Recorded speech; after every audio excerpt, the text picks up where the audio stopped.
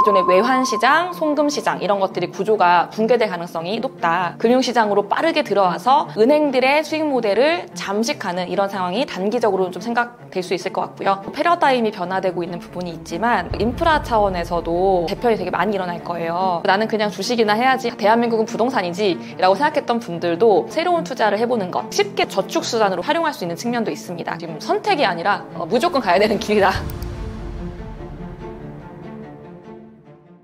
현금 없는 사회와 디지털 금융혁명이 세계 금융시장에 미칠 영향은 어느 정도라고 보시나요?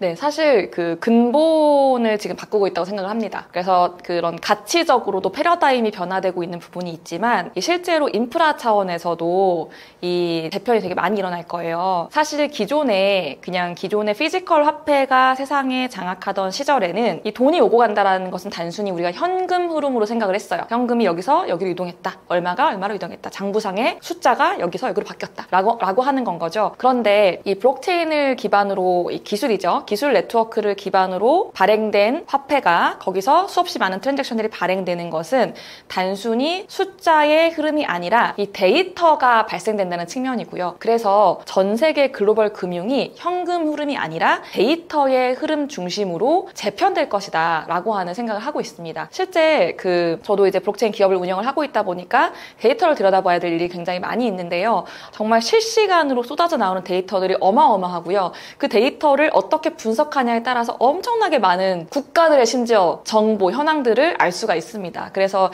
이러한 데이터의 밭에 우리가 살고 있게 될 것이고 그것 중심으로 재편된다라고 하는 것이 사실은 가장 조금 유의미한 그런 부분일 거라고 생각이 들고요. 더 나아가서 이 세계 금융시장은 사실은 이제 달러라고 하는 기축통화를 가지고 당연히도 거래하고 싶으면 달러 사다가 거래를 했어야 되는 건 거잖아요. 석유 무조건 달러로 샀어야 되는 거고요. 그런데 이제 다양한 화폐들이 각자 자신들만의 방식으로 공존할 수 있게 되고 그리고 그 공존하는 화폐 기반의 스테이블 코인들이 서로 심리스하게만 왔다 갔다 수합이 가능하면 되기 때문에 이 화폐들이 공존하게 됨에 따라서 국가들 간의 거래 비용은 급격히 줄어들고 그 줄어든 비용으로 우리가 조금 더 많은 이익을 같이 누릴 수 있다라고 하는 차원도 상당히 큰 이 바라보는 영향 중에 하나입니다. 더 나아가서 모든 거래가 다 추적이 가능해요. 그래서 사실은 저는 이제 범죄에 쓰일 가능성이 높고 그다음에 정부가 알 수 없는 트랜잭션들이 발생한다 이래서 스테이블 코인 위험하다라고 하는 것은 사실은 좀 어불성설이라고 보는 것이 오히려 모든 거래가 다 추적이 가능해집니다. 저는 그래서 제일 요즘에 주장하는 것 중에 하나가 정치인들 후원금 이것부터 우리 이걸로 바꾸자. 그래서 투명하게 모두 볼 수 있게끔 하자라는 이야기를 많이 드리고 있는데 그만큼 모든 게 다 데이터이기 때문에 추적이 가능해져서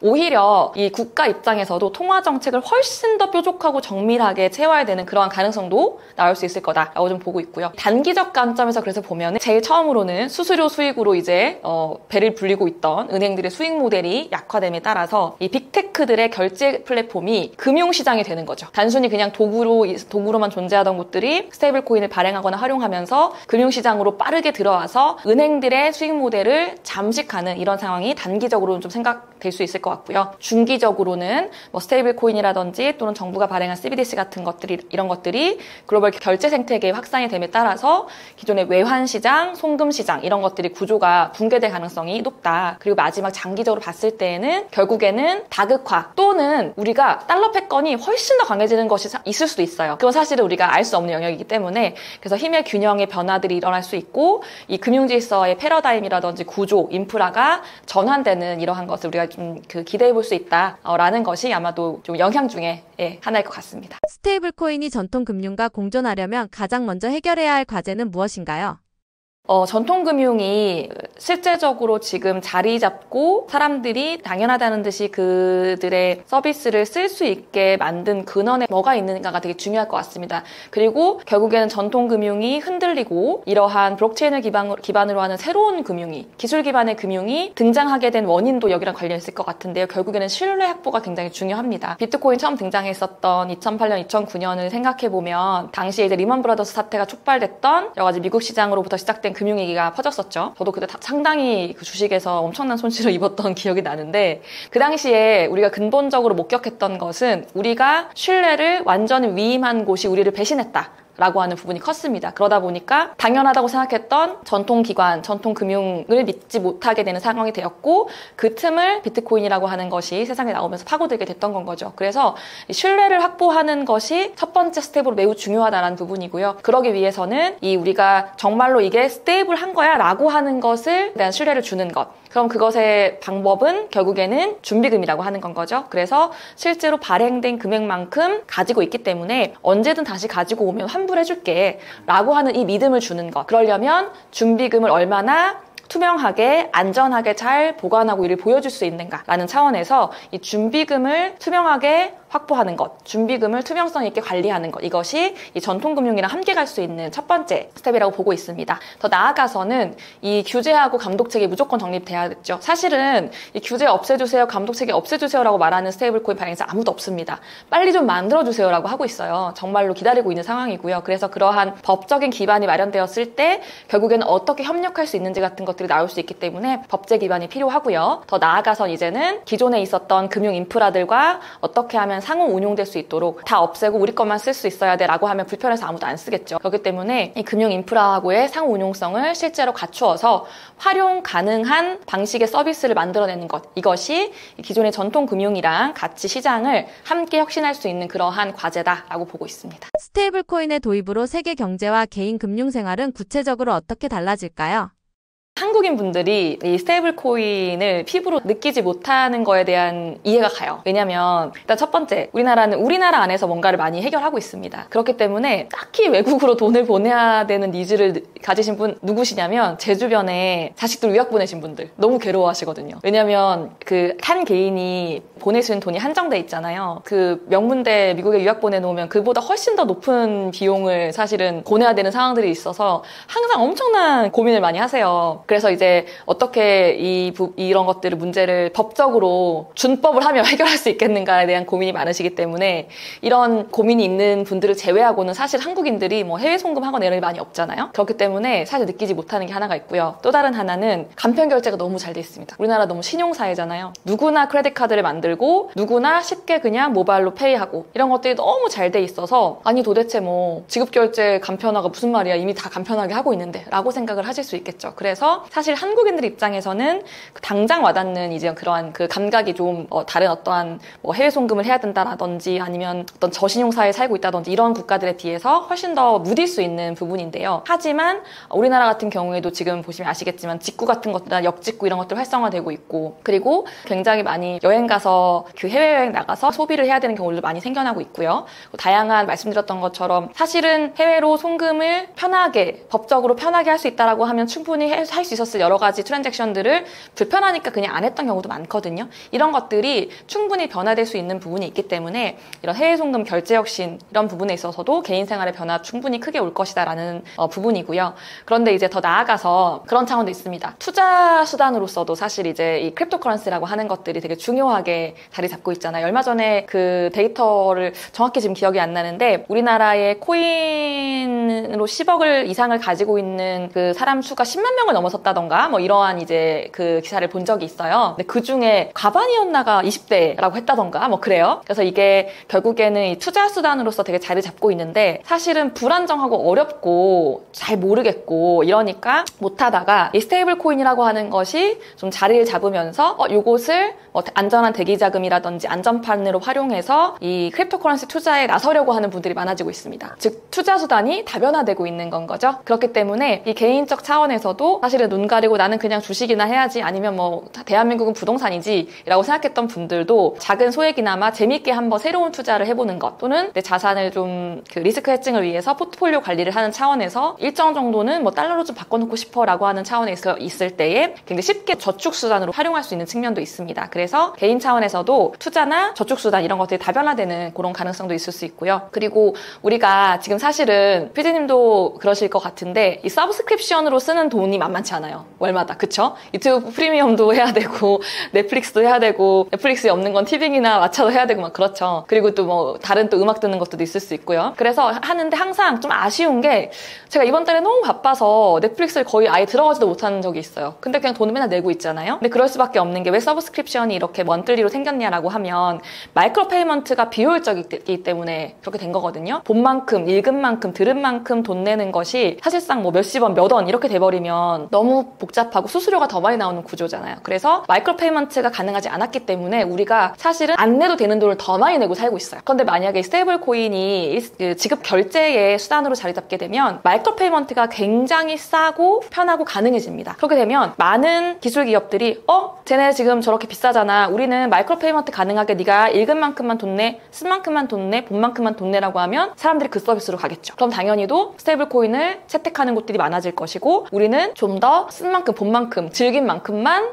돈을 내면 되는 이러한 구독 경제가 활성화될 수 있다라고 하는 차원들도 개인 생활에서 충분히 예상해 볼 수 있는 그러한 변화라고 볼 수 있고요. 그런데 이제 하나 좀 걱정되는 부분들은 이 결국에는 디지털에서 발생되는 이러한 여러 가지 데이터가 많이 쌓이고 모든 것을 내가 통제함에 따라서 은행이 아니기 때문에 개인의 주권은 강화될 수 있겠지만 사람들이 데이터 관리를 잘못할 경우에 나의 프라이버시가 위협된다거나 혹은 뭐 해킹에 쉽게 노출된다거나 하는 위협도 있을 수 있어요. 그래서 개인들이 좀 더 공부하고 더 신경 쓰고 열심히 해야 되는 시대가 오고 있기도 합니다. 이거 귀찮아 하시는 분들은 너무 싫어하세요. 보고 공부하고 듣고 그리고 주변에 도움 요청할 수 있는 곳이 있다면 도움 요청하면서 계속 배워나가야 되는 그러한 변화도 누군가는 재밌어 하실 수도 있겠지만 누군가는 싫어할 수도 있는 그런 변화가 아닐까라고 생각을 해봅니다. 스테이블 코인의 부상으로 인해 반사이익을 보고 있는 투자처는 어디일까요? 일단은 처음에 원화 스테이블 코인 이재명 당시 후보가 이야기했을 때 제일 주가 올랐던 기업들이 좀 있었죠. 페이먼트 아니면 벤사 이런 애들. 예, 그런 뭐 피지사 이런 곳들이 사실은 이제 바로 시장에서 드러나는 주가의 상승의 이익을 보면서 오히려 생각도 안 하고 있다가 주가가 이렇게 오르니까 야 우리 이거 뭐 해야 되나 봐 라고 이제 시작된 경우들도 있고요. 그래서 그런 부분들 있을 수 있을 것 같고요. 그리고 뭐 그 관련해서 이제 스테이블 코인 사실은 생태계가 발행에만 있는 것이 아니라 이 발행된 스테이블 코인을 얼마나 뭐 안전하게 보관할 거야 혹은 관련된 파생된 서비스가 뭐가 나올 거야 이런 것들이 사실 생태계를 형성할 거기 때문에 그러한 그 생태계에서 앞장설 수 있을 만한 기술 기업들이라든지 이런 것들도 지금 더 많이 좀 주목을 받고 있는 그런 상황이라고 보여집니다. 한국에서도 원화 스테이블 코인이 현실화될 가능성이 높다고 보시나요? 그 이제 원화 스테이블 코인 이야기를 하면 토론회 같은 것들도 이제 많이 가고 하는데 가서 많이 듣는 질문이 아니 이거 누가 쓰냐 뭐 현실화 가능성이 있냐 원화는 국내용 화폐 아니냐 뭐 원화는 힘도 없다 뭐 이런 얘기들을 막 하세요. 근데 이런 것들을 일반인이 하면은 뭐 그렇게 생각할 수 있겠다 싶은데 이 원화의 약세에 책임이 있는 금융당국에서 이런 얘기 하시면 저는 이제 유체이탈 하신 건가요? 이렇게 되는 건 거죠. 그래서 이 원화 스테이블 코인의 현실화 가능성, 원화 스테이블 코인 잘 될 거야. 이거는 사실은 우리가 고민할 부분이 아니에요. 왜냐하면 이 원화 스테이블 코인을 우리가 하자라고 하는 게 우리가 지금 앞으로 공격하자라는 차원에서 이걸 해야 된다고 주장하는 게 아니라 안 하면 정말 그냥 1년 후, 2년 후, 3년 후, 5년 후에 원화가 설 자리가 아예 없어질 겁니다. 그렇기 때문에 최선의 방어로서의 공격을 하자라는 차원인 건 거지 우리가 이거 해보자라고 하는 부분이 아니거든요. 그래서 이 현실화의 가능성을 논한다라고 하면 이건 선택 영역이 아니다. 무조건 해야 되고 어떻게 더 잘할까를 지금 빨리 고민해야 되는 사원인 거지 할래 말래라고 하면서 시간을 늦춰서는 지금 안 된다라고 하는 게 좀 강력히 말하고 싶은 부분 중에 하나입니다. 최근에 세계경제포럼에 나가셔가지고 한국은행의 모 그 교수님께서 교수 출신들 대부분 한국은행 가 계시잖아요. 교수님께서 그렇게 얘기를 하셨어요. 원하는 경쟁력도 없는데 원화 스테이블 코인 누가 쓰냐고. 그래서 제가 그걸 보고 진짜 너무 충격을 받아가지고 아니 저 얘기를 내가 하면 몰라도 지금 원화가 사실은 국내용으로 머물게 된 이유는 한국은행 때문이거든요. 못 나가게 통제하니까. 자금을 못 나가게 통제하고 본인들이 그걸 추적에 드는 비용이라든지 리스크를 떠안고 싶지 않기 때문에 국내에만 가둬놓는 가두리 양식장처럼 쓰고 있잖아요. 그러니까 당연히 얘가 밖으로 나갈 수가 없었던 건 거죠. 근데 그것의 원인을 근거를 제공한 곳에서 우리만 쓰는 돈인데 이걸 왜 만들어? 라고 이제 얘기한다는 게 상당히 충격적. 그래서 이제 사실 이게 그 국제화폐로서 사용되게 하기 위해서는 그에 준하는 인프라도 갖춰야 되는 건 거고 관련된 여러 가지 환경들을 갖춰야지만 우리가 국제화폐로서의 기능을 할 수 있는 거잖아요.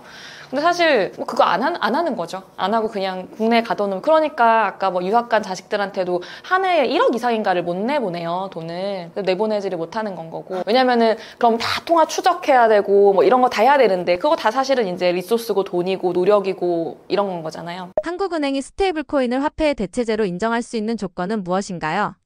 스테이블 코인 측에서 우리는 화폐 대체제다라고 주장하지 않아요. 오히려 이 스테이블 코인을 통제해야 된다라고 주장하는 전통 금융권이 이 통제의 근거로서 화폐 대체제다라고 얘기를 하는 건 거죠. 그래서 사실은 이제 대체제라고 주장을 하는 것은 스테이블 코인 측이 아니다라는 게 일단은 이제 하나 좀 있을 것 같고요.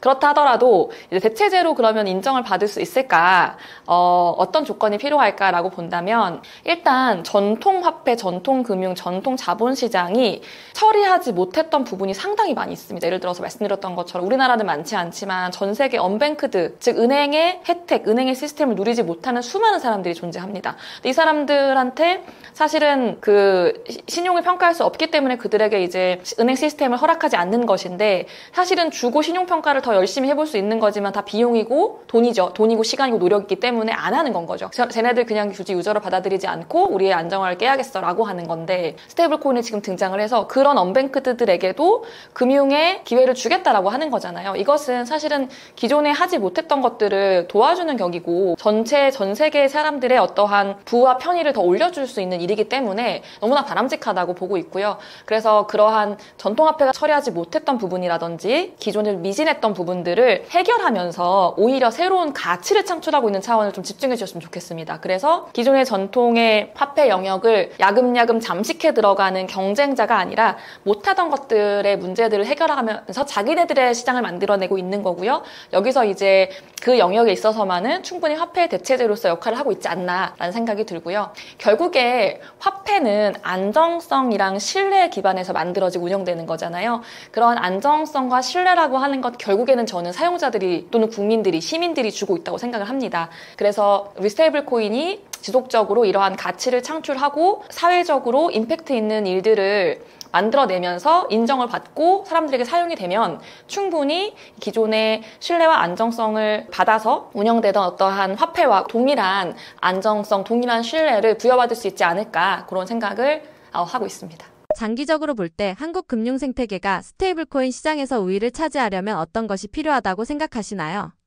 일단은 무조건 일단 원화 스테이블 코인이 있어야 되고요. 네, 원화 스테이블 코인을 만들어서 제도화를 빨리 시켜줘야 됩니다. 왜냐하면 법안이 통과되더라도 또 시행령 만들어지고 하면 1년, 2년 되거든요. 지금 1년, 2년이면 이미 그 기업들이 무언가를 투자하고 여기에 대해서 기다려야 되는 시간으로는 정말 긴 시간이에요. 그렇기 때문에 지금이라도 빠르게 제도화가 필요하다. 이미 법안들은 다 준비가 되어 있습니다. 그리고 법안들을 한번 읽어보신 분들은 있으실지 모르겠지만 상당히 잘 만들어진 법안들이 많아요. 그래서 지금 발의된 것만도 4건이나 있고요. 하나는 지금 발의 준비 중에 있고요. 이런 법들이 나오고 있고, 지금 금융위가 주축이 되어서 정부발 관련 법안도 만들어지고 있습니다. 10월달 정도에 발표가 될 거라고 하는데요. 저는 한시바삐 준비되어져 있는 법안들에 대한 논의, 그리고 사회적인 여러 가지 여론을 수렴하여 제대로 된 제도화를 이뤄내고, 그리고 기업들을 참여시켜서 원화 스테이블 코인 만들게 해줄 거고, 여기에 대한 인센티브도 줄 테니까 너네 빨리 좋은 아이디어 가지고 와, 좋은 기술 가지고 와 라고 육성을 해야 된다고 보고 있습니다. 그리고 이거는 사실은 공무원분들의 머리에서 나올 수가 없어요.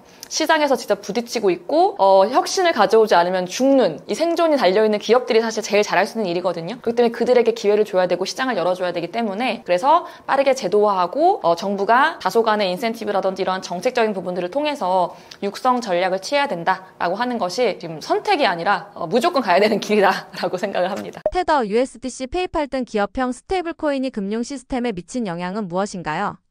네, 일단 우리가 기업형 스테이블 코인이라고 하면 가장 대표적인 두 가지가 있습니다. 테더사에서 발행하는 USDT가 있고요. 그리고 코인베이스와 서클사가 발행하고 있는 서클 USDC라고 하는 것이 있습니다. 이 점유율로 치면 두 개 합쳐서 거의 한 90% 아마 육박할 거예요. 그래서 테더가 한 67, 8% 정도 점유율을 하고 있고, 서클이 한 20% 정도대 이제 점유율을 하고 있습니다. 그래서 사실 달러 기반의 스테이블 코인이 전 세계 스테이블 코인의 한 99%가 달러 기반이라고 보시면 되고요. 이 달러 기반 스테이블 코인의 90% 정도를 점유하고 있는 것이 이 두 회사가 지금 발행을 하고 하고 있다라고 좀 이해를 하시면 될 것 같습니다. 이 기업형 스테이블 코인이 이렇게 등장을 하게 되면서 금융 시스템에 진짜 큰 변화가 오고 있어요. 예를 들어서 우리가 원래도 사실 본인들의 통화가 좀 불안정하거나 본인들의 어떤 경제 상태가 좀 불안정한 국가들, 아프리카나 남미 같은 곳들이죠. 이런 곳들에서는 원래도 이 달러라고 하는 것을 자신들의 통화 대신에 자산을 지키기 위한 어떤 수단으로 활용하고자 하는 니즈가 많았습니다. 그런데 사실 쉽지 않죠. 쉽지 않은 상황인데 이 달러 기반의 스테이블 코인은 얘가 달라진 건 거죠. 그래서 굉장히 편하고 쉽게 크립토 지갑 계좌만 만들게 되면 언제 어디서든 간에 이 본국으로 달러 동일한 가치를 가진 하지만 아주 전송이 용이한 그러한 달러 기반의 스테이블 코인을 보낼 수 있게 됨에 따라서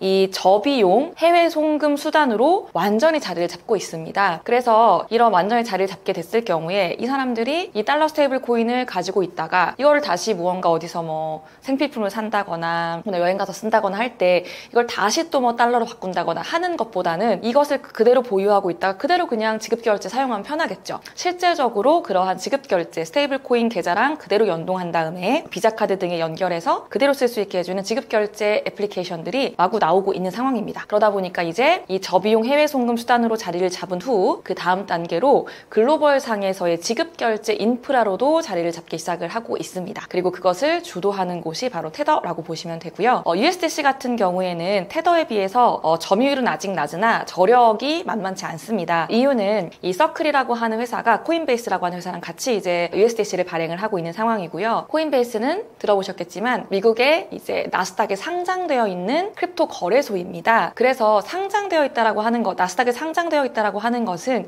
이 기업이 얼마나 규제를 준수하며 사업을 하고 있는지 알 수 있겠죠? 그렇기 때문에 이들은 스테이블 코인을 발행하고 있는 탈중앙화라고 소위 말하는 이러한 스테이블 코인을 발행하고 있지만 규제 친화적이다라는 것을 내세우고 있기 때문에 디파이 같은 데 참여하는 기관들이 담보자산으로서 USDC를 사용한다던가 아니면 기관과 기관 간의 결제 또는 무역금융 같은 데 있어서의 기업과 기업 간의 결제를 용이하게 할 때에는 오히려 테더보다는 USDC를 선호하는 경우가 더 많습니다. 그래서 결제의 표준으로 좀 자리매김을 하고 있는 경우도 있고요. 그래서 이 전통 금융이 사실은 수행했어야 되는 많은 영역이 이제 블록체인 금융과 통합이 되고 경계가 허물어지는 데 있어서 이 테더라든지 서클과 같은 USDT, USDC와 같은 기업형 스테이블 코인이 아주 중요한 매개체 역할을 하고 있다라고 보시면 좋을 것 같습니다. 더 나아가서 사실 금융 시스템은 금융기관이 하는 일이었잖아요. 한국 같은 경우에도 중앙은행 그리고 그 아래에 있는 4대 은행, 5대 은행들이 이제 주로 우리의 이제 금융 시스템을 끌고 나가고 있는 상황이죠. 그런데 이 기업형 스테이블 코인들 들어보셔서 아시겠지만 금융기관이 아닙니다. 빅테크 기업들, 핀테크 기업들이에요. 그리고 실제로 서클이나 테더사 모두 아주 작은 스타트업에서 시작을 했습니다. 그렇기 때문에 이 원래는 금융기관과 정부가 주도하고 통제하던 금융 시스템을 빅테크나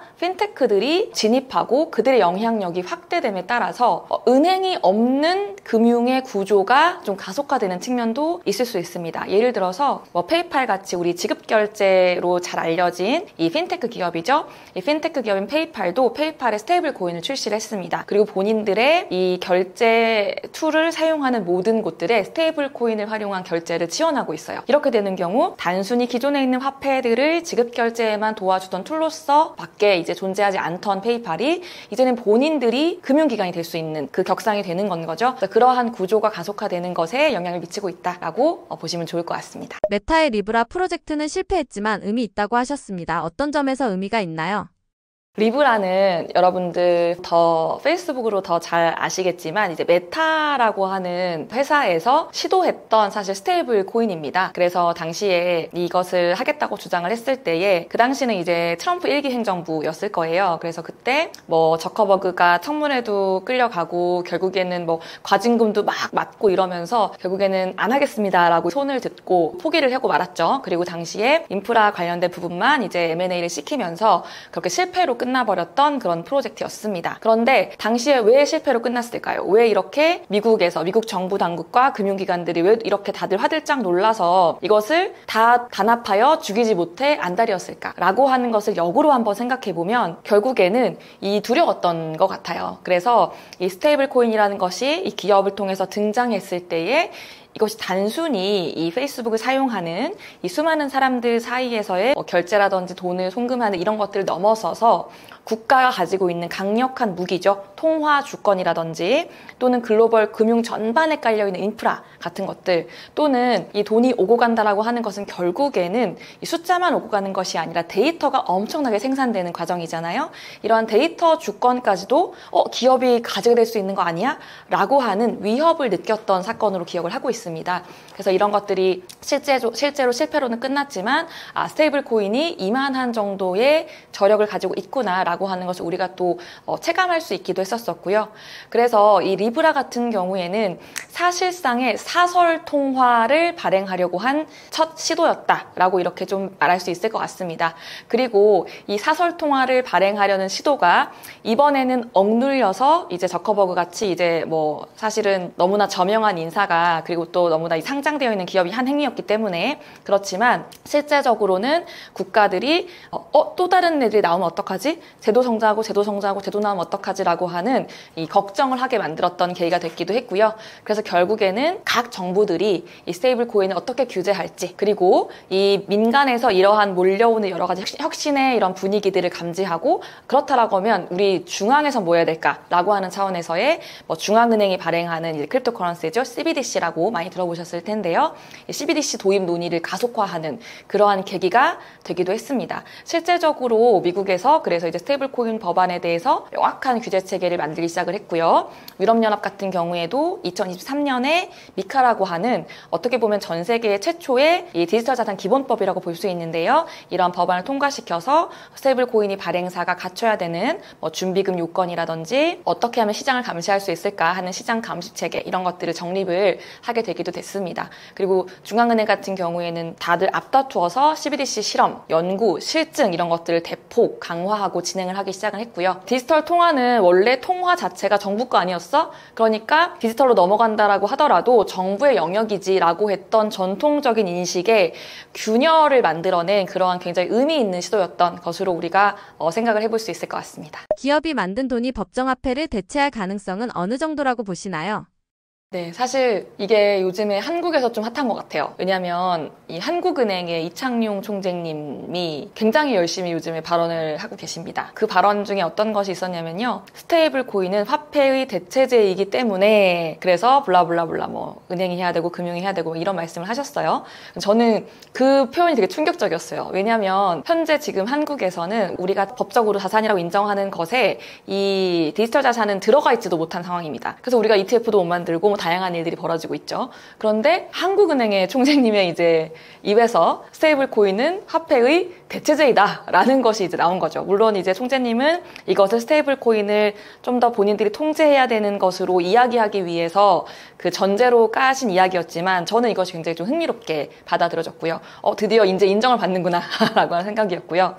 사실 법정 화폐를 완전히 대신할 가능성에 대해서 물어보신다라고 하면 저는 그에 대해서 그럴 것이다 아닐 것이다라고 답을 하기는 어려울 것 같습니다. 하지만 이 기업이랑 국가가 화폐를 발행하는 권한을 놓고 경쟁을 하는 새로운 패러다임이 열리기 시작했다라고 하는 것에는 명확하게 그렇다라고 좀 말씀을 드릴 수 있을 거예요. 그래서 국민들이 사실은 정부하고 중앙은행에 화폐를 발행할 권한을 준 거거든요. 그렇죠? 그리고 그들이 발행한 것을 우리가 믿고 사용해 주는 것, 이것이 결국에는 이 신뢰를 만들어내고 있고 이것이 법정화폐가 가지는 위상을 만들어 준 것인데, 사실 비트코인이 처음 나왔을 때도 그랬죠. 그렇게 믿고 위임해 주었던 우리의 권한인데 우리 열심히 사는 것밖에 안 했는데 끝없이 가난해지고 있는 것, 이게 진짜 맞아? 라고 하는 건 거죠.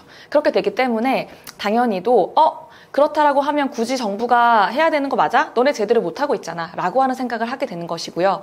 그래서 중앙은행과 국가가 화폐를 발행하는 것이 당연한 건 아닐 수도 있겠네 라고 하는 것에 대한 인식도 생기게 되는 어떤 분위기가 만들어지고 있는 것 같습니다.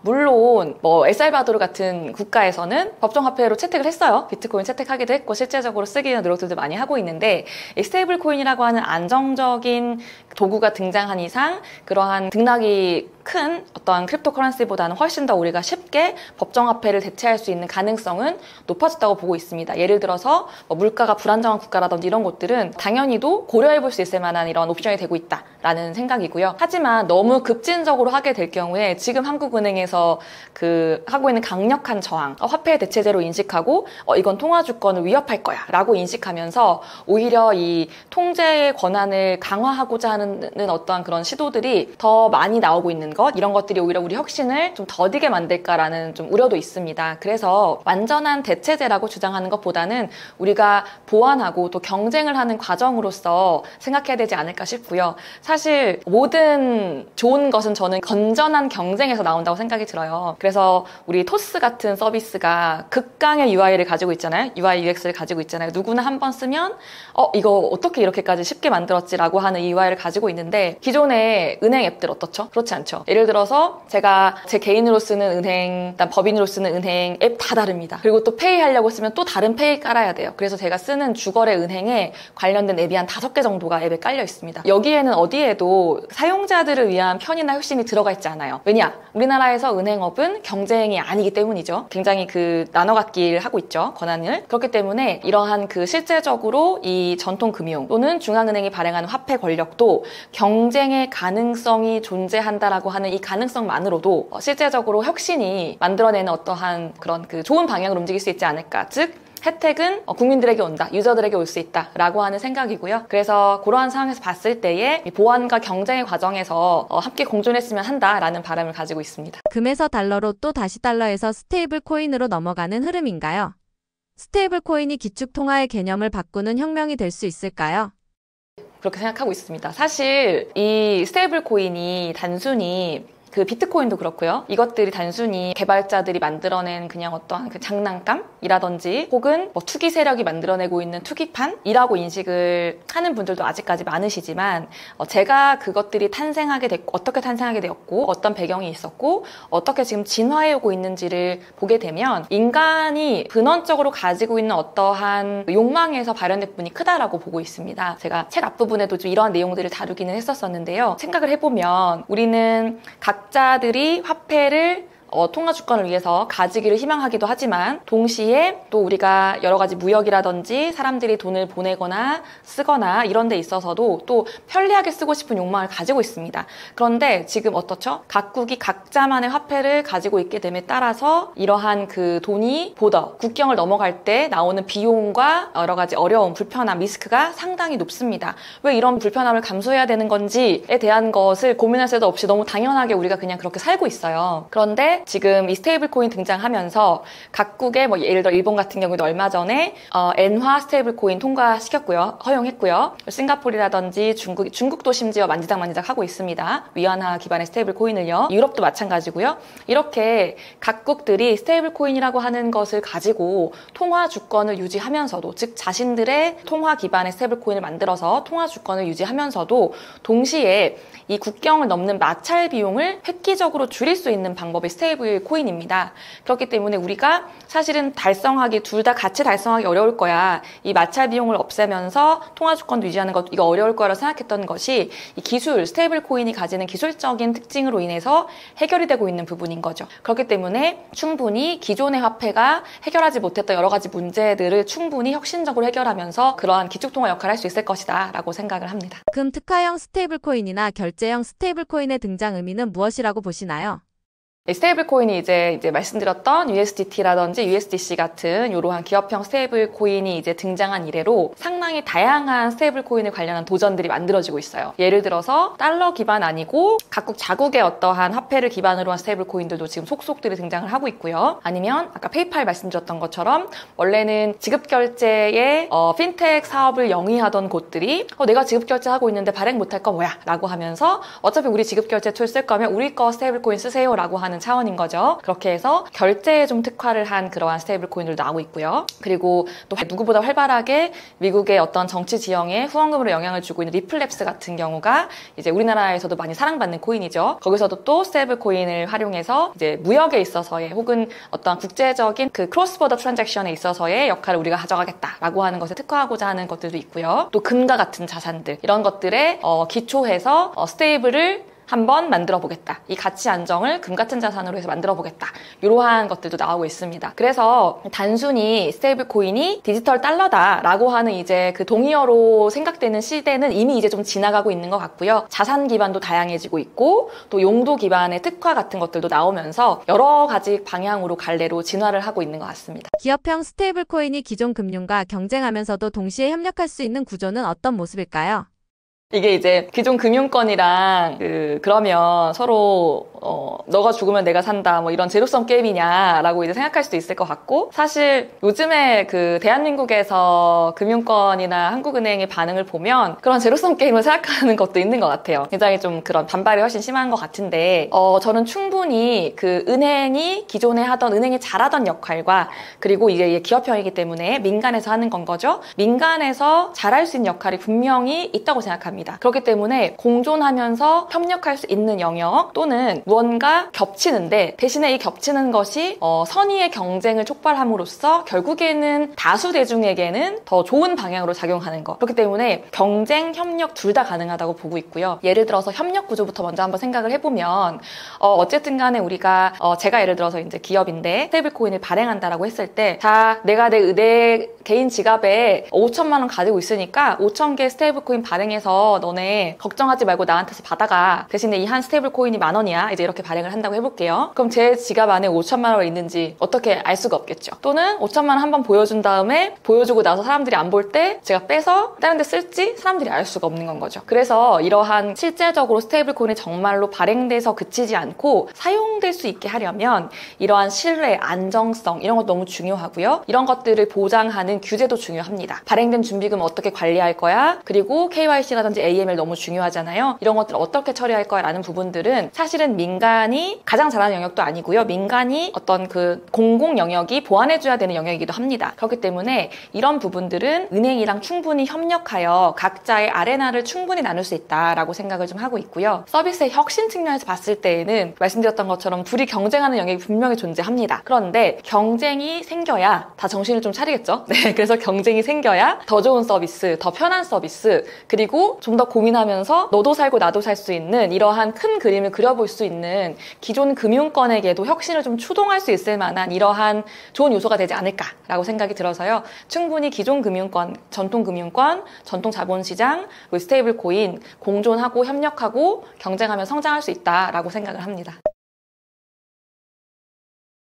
일단은 제가 이제 여기 옆에 있는 책을 쓴 저자로 이제 오늘 이 떠먹여주는 TV에 나와서 즐거운 이야기를 같이 했는데요. 이 책을 쓴 이유가 있습니다. 지금 이 스테이블 코인, 원화 스테이블 코인 논의만 가지고도 이 스테이블 코인을 빠르게 제도화하고 만들어야 된다고 주장하는 측에서는 우리의 통화 주권을 지키기 위해서라고 주장을 해요. 반대로 좀 천천히 점진적으로 은행부터라고 주장하는 또 금융권에서는 통화 주권을 위협하기 때문이라고 주장을 합니다. 즉 같은 것을 보면서 너무나 반대의 주장들이 서로 논의도 되지 않고 팽팽히 맞서고 있는 상황이에요. 우리가 빠르게 무언가가 이루어지기 위해서는 사회적 합의라는 것이 필요한데 이 사회적 합의를 이루기 위해서는 적어도 토론이 가능해야 되고 토론이 가능하려면 적어도 세임 스테이지에서의 기본적인 정보, 지식, 배경 이런 것들을 가지고 있어야 시작을 할 수 있습니다. 아니면 다른 데이터 붙잡고 계속 끝없이 서로가 만날 수 없는 이야기들만 진행이 될 거예요. 그래서 이 책은 사실은 그러한 사회가 같은 선상에서